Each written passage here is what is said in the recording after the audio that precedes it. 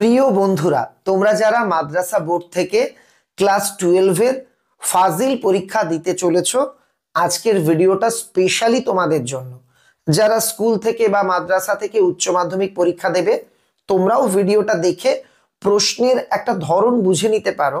তবে আজকের ভিডিওটা স্পেশালি যারা ফাজিল পরীক্ষা দেবে তাদের জন্যই তৈরি করা হয়েছে। উচ্চ মাধ্যমিকদের জন্য লাস্ট মিনিট সাজেশন আগামী কয়েকদিনের মধ্যেই আমরা পোস্ট করব। অনেকেরই একটা প্রশ্ন থাকে, স্যার ফাজিল শব্দটির অর্থ কি? মাদ্রাসা থেকে পঠন পাঠন করে ফজিলত অর্জনকারী মানে মর্যাদা ও সম্মান অর্জনকারী। এই ফাজিল পরীক্ষার সিলেবাস, কোশ্চেন প্যাটার্ন হুবহু আমাদের স্কুল বোর্ড থেকে যে উচ্চ মাধ্যমিক পরীক্ষা নেওয়া হয় তার সিলেবাস এবং কোশ্চেন প্যাটার্নের মতো। তবে দুটো পরীক্ষার প্রশ্ন কিন্তু আলাদা হয়। ফাজিল পরীক্ষার প্রশ্ন আলাদা, উচ্চ মাধ্যমিকের প্রশ্ন আলাদা। তো আমি যেটা বলছি এটা উচ্চ মাধ্যমিক পরীক্ষার্থীদেরও কাজে লাগবে। আমার প্রাণপ্রিয় ছাত্রছাত্রীরা, তোমরা আমাকে কমেন্টে লিখে জানাবে তুমি কি ফাজিল পরীক্ষা দেবে নাকি উচ্চ মাধ্যমিক পরীক্ষা দেবে। আর একটা ছোট্ট আবদার বা অনুরোধ, যারা ফাজিল পরীক্ষা দিচ্ছ তোমাদের জন্য ইউটিউবের বুকে এই অথেন্টিক সাজেশনটি পোস্ট করা হয়েছে। তোমার অনেক বন্ধু বান্ধবরা হয়তো এই ভিডিওর ব্যাপারে জানতেই পারবে না, তাই তাদের কাছে ভিডিওটা শেয়ার করে দিও। চ্যানেলে নতুন হয়ে থাকলে চ্যানেলকে সাবস্ক্রাইব করে রাখতে ভুলো না। ভাই বোনেদের বলে দিও ক্লাস 10 এর আলিম এবং হাই মাদ্রাসার সাজেশনও আগামী 2-4 দিনের মধ্যে এই চ্যানেলে পোস্ট হবে। এবার আসি গল্প অংশে। দেখো, গোটা সিলেবাস থেকে শর্ট কোশ্চেন থাকবে। এমসিকিউ এসএকিউ এর জন্য আমি আলাদাভাবে কোনো সাজেশন দেব না। স্কুল বোর্ডের টেস্ট পেপার বা তোমাদের জন্য আলাদা কোনো টেস্ট পেপার থেকে থাকলে টেস্ট পেপার বা প্রশ্নের বইয়ে থাকা বা কিংবা তোমাদের মাদ্রাসার শিক্ষকদের পড়ানো শর্ট কোশ্চেনগুলিকেই তোমাদের ভালোভাবে পড়তে হবে। তবে বড় প্রশ্নের জন্য 3টে গল্প আছে, কে বাঁচায় কে বাঁচে, ভাত ভারতবর্ষ। তোমরা একদম নিশ্চিন্তে থাকো, ভারতবর্ষ গল্প থেকে বড় প্রশ্ন কমন আসতে চলেছে, এমনটাই প্রবণতা বলছে। অর্থাৎ তোমরা জানো দুটো বড় প্রশ্ন পরীক্ষাতে থাকে, একটা লিখতে হয়। আমার দৃঢ় বিশ্বাস ভারতবর্ষ গল্পটা তোমরা যদি ভালোভাবে পড়ো তাহলে এখান থেকে বড় প্রশ্ন তোমরা কমন পাবেই পাবে। কেমন প্রশ্ন হতে পারে? ভারতবর্ষ গল্প থেকে কম বেশি 2 থেকে 3টে প্রশ্ন পড়লেই চলবে। এক, এমন সময় এলো এক বুড়ি, বুড়ির চেহারা পোশাকের বর্ণনা, সে আসবার পর কি ঘটলো। এটা স্কুল বোর্ডের জন্য ভারতবর্ষটা এবার গুরুত্বপূর্ণ, এটা এক। দ্বিতীয়, তোমরা পড়বে ভারতবর্ষ গল্পে যে সম্প্রীতির পরিচয় দেওয়া হয়েছে, বা এটাকে একটু ঘুরিয়ে ফিরিয়ে অন্যভাবে দিতে পারে। বুড়ি তুমি হিন্দু না মুসলমান, কে কাকে কখন বলেছিল, উত্তরে বুড়ি কি বলেছিল। বা আমি কি তা দেখতে পাচ্ছিস নে, বুড়ি কখন কাকে এই কথা বলেছিল। তারপর ধরো এভাবেও প্রশ্নটা দিতে পারে, শেষ রোদের আলোয় সে ক্রমশ আবছা হয়ে গেল, কে কেন আবছা হয়ে গেল। এতভাবে ঘুরিয়ে আসতে পারে। উত্তর হবে এই গল্পের সম্প্রীতির পরিচয়। আর 3 নাম্বার, এই গল্পে যে দাঙ্গা বাঁধার উপক্রম হয়েছিল তার বর্ণনা, যেমন চাংদোলাটা তখন পিচের ওপর। তারপর ধরো দেখতে দেখতে প্রচন্ড উত্তেজনা ছড়ালো চারিদিকে, সে কতক্ষণ এই মারমুখী জনতাকে ঠেকিয়ে রাখতে পারে কে জানে। তারপর হঠাৎ বিকেলে দেখা গেল এক অদ্ভুত দৃশ্য, তারপর দেখা গেল এক অদ্ভুত দৃশ্য, বচসা বেঁধে গেল। এই রকম কোন একটি লাইন দেবে। এই বুড়ির মৃতদেহকে কেন্দ্র করে হিন্দু মুসলমানের মধ্যে যে দাঙ্গার পরিবেশ তৈরি হয়েছিল তার বর্ণনা কিন্তু লিখতে দেওয়া হতে পারে। এই একটা গল্পের সব বড় প্রশ্ন প্র্যাকটিস করো, তোমরা মিলিয়ে নিও। এখান থেকে প্রশ্ন কিন্তু কমন আসার সম্ভাবনা যথেষ্ট উজ্জ্বল। এছাড়া তুমি যদি বলো না স্যার আমি ভালো স্টুডেন্ট, আমি শুধু একটা পড়ে যাব না, তাহলে আমি বলবো কে বাঁচায় কে বাঁচে, এই গল্পটারও কিছু বড় প্রশ্ন তোমরা দেখে যাও। তবে যারা দুর্বল তারা একটাই করো, ভারতবর্ষ। যারা পারবে ওটা পাশবিক স্বার্থপরতা, কোনটা কেন, মৃত্যুঞ্জয় ও নিখিলের চরিত্র, তারপর মৃত্যুঞ্জয়ের বাড়ির অবস্থা কিভাবে শোচনীয় হয়ে পড়েছিল, অফিসে যাওয়ার পর মৃত্যুঞ্জয় প্রথম যে মৃত্যু দেখলো অফিসে যাওয়ার পথে, সেটা দেখে তার কি পরিণতি হলো, মৃত্যুঞ্জয়ের অন্তিম পরিণতি, এই অংশগুলো দেখে রাখবে। একটা জিনিস মাথায় রাখবে, বাংলা পরীক্ষাতে প্রশ্ন কমন পাওয়া যায়, তবে অনেক সময় প্রশ্নের লাইন ঘুরিয়ে দেয়। ওই যেটা বললাম, তুমি বাড়ি থেকে পড়ে গেছো ভারতবর্ষ গল্পে সাম্প্রদায়িক সম্প্রীতির যে বর্ণনা আছে তা লেখো, পরীক্ষায় গিয়ে দেখলে বুড়ি তুমি হিন্দু না মুসলমান, তুমি মনে মনে বলছো কি এই প্রশ্ন তো আমার কমন না, আমি তো পড়িনি, অথচ এটা কিন্তু তোমার জানা ছিল। কেমন? গল্প থেকে তাহলে সাজেশন শেষ। এবার কবিতা। কবিতার মধ্যে থেকে একদম নিশ্চিন্তে থাকো, রূপনারায়ণের কুলে আর শিকার, এই দুটো পড়লে এর মধ্যে থেকে প্রশ্ন কমন পাবে। একদম বড় প্রশ্ন দুটো দেয় কবিতা থেকে, লিখতে হয় একটা, সেটা রূপনারায়ণের কুলে আর শিকার এবারের জন্য সবচেয়ে গুরুত্বপূর্ণ। যারা স্কুল থেকে পরীক্ষা দেবে, স্কুল বোর্ডের পরীক্ষার্থী, তোমাদের জন্যও কিন্তু এই কবিতাটা গুরুত্বপূর্ণ। তাই যে প্রশ্নগুলো বলবো সেগুলো তোমরাও আপাতত প্র্যাকটিস করো।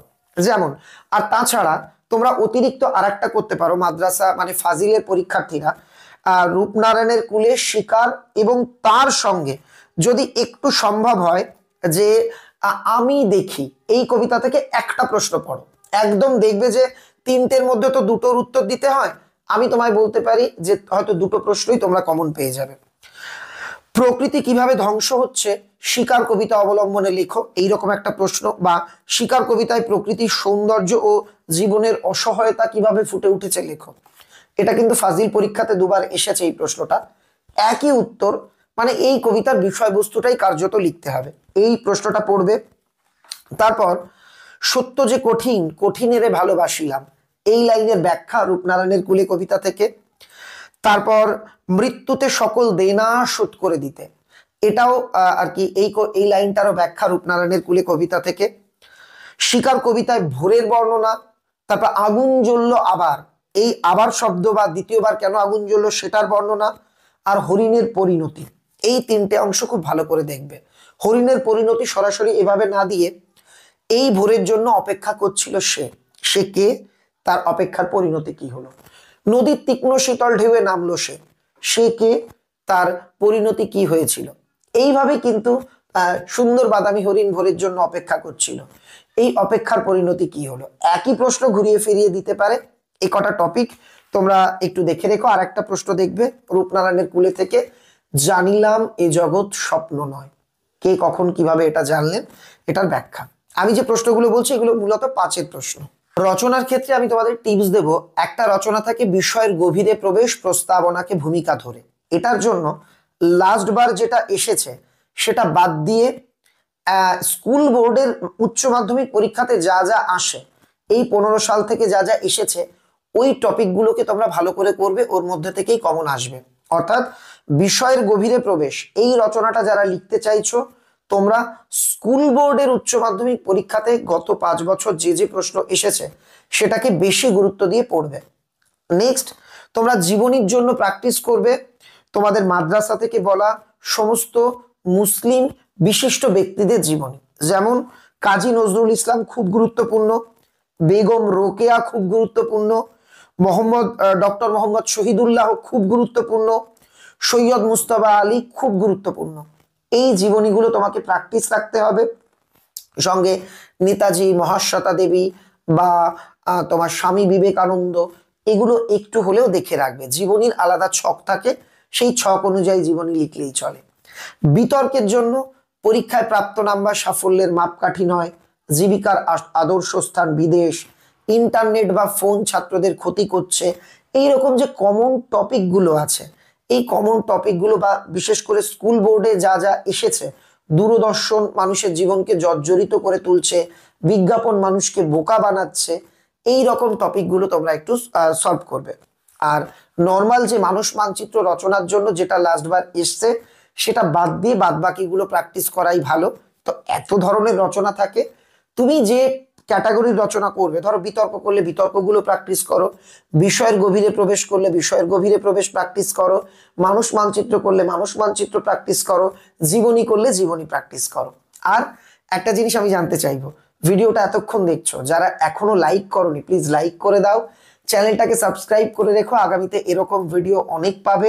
আমাদের চ্যানেল তোমরা কবে থেকে দেখছো আমার মাদ্রাসার ছাত্রছাত্রী ভাই বোনেরা, আমাকে কমেন্টে লিখে জানিও চ্যানেল নিয়ে তোমার অনুভূতি, কতটা সাহায্য পেয়েছো বা কোনো অভিযোগ, সবকিছু অকপটে লিখে জানিও।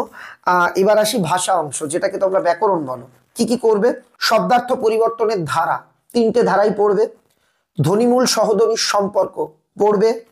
অবিভাজ্য ধ্বনি কাকে বলে, 2 প্রকার অবিভাজ্য ধ্বনির পরিচয় পড়বে। যুক্ত ধ্বনি, গুচ্ছ ধ্বনি পড়বে। তুলনামূলক ভাষা বিজ্ঞান, অভিধান ভাষা বিজ্ঞান পড়বে। তুমি বলো স্যার এতগুলো, একটু বেশি পড়তে হবে। তবে আমি তোমায় বলছি শব্দার্থ পরিবর্তনের ধারা খুব গুরুত্বপূর্ণ, সবচেয়ে গুরুত্বপূর্ণ। ধ্বনিমূল সহধ্বনি, এই ধ্বনিমূল সহধ্বনি বা স্কুল বোর্ডের জন্যও গুরুত্বপূর্ণ, তোমাদের জন্যও, ফাজিলের জন্যও গুরুত্বপূর্ণ। এবার আসি অবদান, মানে শিল্প সংস্কৃতির ইতিহাস। তারপর আমরা নাটক অন্যান্য অংশেও আসব। শিল্প সংস্কৃতির ইতিহাস থেকে চলচ্চিত্রে অর্থাৎ সিনেমায় মৃণাল সেন, ঋত্বিক ঘটক দুটো করবে, সম্ভব হলে তপন সিংহ করে রাখবে। চিত্রকলা অর্থাৎ ছবি নন্দলাল বসু, অবনীন্দ্রনাথ ঠাকুর, যামিনী রায়, রামকিঙ্কর বেইজ, জয়নুল আবেদিন, সব কয়জনের করতে হবে। বিজ্ঞান চর্চায় দেখো অনেকের অবদান হতে পারে, একটা অবদান আমি বলে দিচ্ছি খুব গুরুত্বপূর্ণ, মেঘনাদ সাহা। বাদবাকি যে কারোর অবদানই কিন্তু দিতে পারে, আমি একটা বললাম গুরুত্বপূর্ণ, মেঘনাদ সাহা। খেলাধুলোর ক্ষেত্রে ফুটবল, ম্যাজিক, দাবা, এগুলো একটু দেখবে।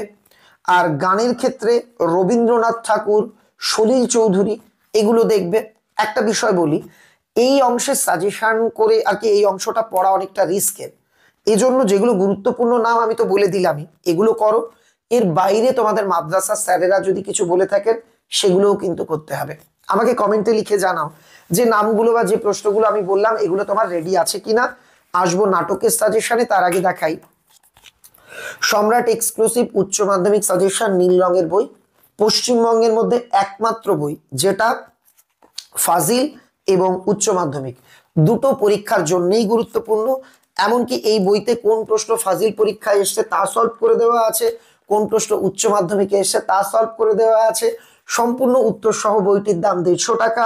আমাদের বইয়ের প্রচুর ডিমান্ড থাকার জন্য অলরেডি আউট অফ স্টক, তবে বাড়ির পাশের কিছু কিছু দোকানে এখনো তোমরা বই পেতে পারো, তাই বইয়ের দোকানে খোঁজ করো যারা। এবার আমি আসি আমার বাংলা অংশ। আমার বাংলা থেকে ধরে রাখো ছাতির বদলে হাতি, এটা থেকে আর হাত বাড়াও, এই দুটো থেকে দুটোর মধ্যে একটা থেকে প্রশ্ন আসবেই আসবে। কি কি করবে? চেংম্যানের প্রসঙ্গ, চেংম্যানের মাথায় আকাশ ভেঙে পড়লো, বিশ্বাস করো বানানো গল্প নয়। এবার বুঝলো সে ইঁদুর কলে পড়েছে, ছাতি মাথায় দিয়ে সে মহাফূর্তিতে বাড়ির দিকে চললো, অর্থাৎ চেংম্যানের ঘটনাটা, এটা দিতে পারে। নেক্সট কলকাতা, ধরো কলের কলকাতা থেকে কিভাবে আমাদের কথক কলকাতাকে ভালোবেসেছিল। তারপর ছাতির বদলে হাতি থেকে মহাজনীর শোষণের পরিচয়, এটা পড়বে। হাত বাড়াও থেকে তোমরা তাকে হাত বাড়াও সাহায্য করো। তারপর সে আঙুল দিয়ে খুনিদের শনাক্ত করার প্রশ্নটা। তারপর সেই জ্বলন্ত চোখ থেকে থেকে আজও আমায় পাগল করে, এই অংশটা। কলের কলকাতা থেকে হঠাৎ একদিন কলকাতা খেপে গেল, চেয়ারের উপর যিনি বসে আছেন তাকে দেখে বিশ্বাস হচ্ছিল না, এই রকম লাইনগুলো তোমরা পড়বে। তবে আমি যেটা বললাম সবচেয়ে গুরুত্ব দিয়ে আর কি ছাতির বদলে হাতি আর হাত বাড়াও দুটোকে বারবার বারবার বারবার রিডিং পড়ো, যাতে কোনো প্রশ্ন না আটকায়। আর তোমাদের যত গল্প কবিতা আছে, নাটক আছে, সব আমি পড়ে পড়ে আলোচনা করে দিয়েছি, যেটা একবার শুনলে এক্ষুনি তোমার সিলেবাস কমপ্লিট হবে। আর ডেসক্রিপশন প্রথম কমেন্টে লিঙ্ক দেওয়া আছে, লিঙ্কে ক্লিক করো, আমাদের আলোচনামূলক ক্লাসগুলো অবশ্যই অ্যাটেন্ড করো। এবার পড়তে জানে এমন এক মজুরের প্রশ্ন এবং অলৌকিক। দেখো এখান থেকে প্রচুর ধরনের প্রশ্নই আসতে পারে, আমি কিছু গুরুত্বপূর্ণ বলে দিচ্ছি।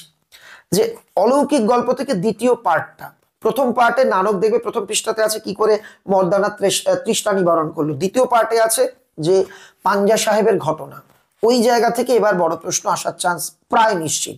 যেমন মায়ের বান্ধবী আমাদের সমস্ত ঘটনাটা শোনালেন, ঘটনাটা লেখো। পাঞ্জা সাহেবে পৌঁছে এক আশ্চর্য ঘটনার কথা জানতে পারি, ঘটনাটা লেখো। চোখের জলটা তাদের জন্য, বক্তা কাদের জন্য, কেন চোখের জল উৎসর্গ করেছেন, অবাক বিহল হয়ে বসে আছি, মুখে জল দিতে পারেন পর্যন্ত দিতে পারেন, এইরকম লাইন তুলে প্রশ্নটা হতে পারে। আর পড়তে জানে এমন এক মজুরের প্রশ্ন কবিতায় কবির ইতিহাস চেতনা, সমাজ চেতনা, এই দুটো প্রশ্ন, এর পরিচয় দাও। পড়তে জানে মজুরের প্রশ্ন কবিতায় মজুরের প্রশ্নগুলির প্রাসঙ্গিকতা আলোচনা করো। এগুলো রাজা কি পাথর ঘাড়ে করে আনতো, এরকম টুকটাক লাইনগুলো একটু দেখে রাখবে। লাস্ট নাটক, দেখো নাটক থেকে একটু বেশি পড়তে হবে, না হলে প্রশ্ন কমন কিন্তু খুব একটা পাওয়া যায় না। আমি গুরুত্বপূর্ণ কয়েকটা বলছি। রজনী চরিত্র, বিভাব নাটকের সার্থকতা নামকরণের বা অভাব চরিত্র, সে খুব আর্টিস্টিক মরা, এই মৃত্যু দৃশ্যটির বর্ণনা দাও। এই ঘরের মধ্যে জীবনকে উপলব্ধি করা যাবে না, জীবনকে উপলব্ধি করবার জন্য বক্তারা কি করেছিল, এইবার লোকের নিশ্চয়ই খুব হাসি পাবে, কেন এ কথা বলা হয়েছে।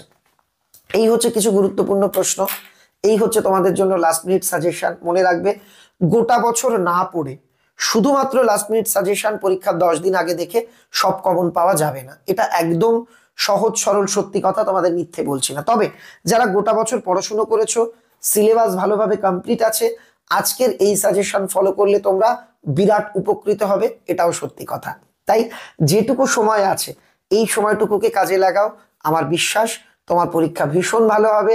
আমার তরফ থেকে অনেক অনেক শুভেচ্ছা, দোয়া তোমাদের জন্য রইল।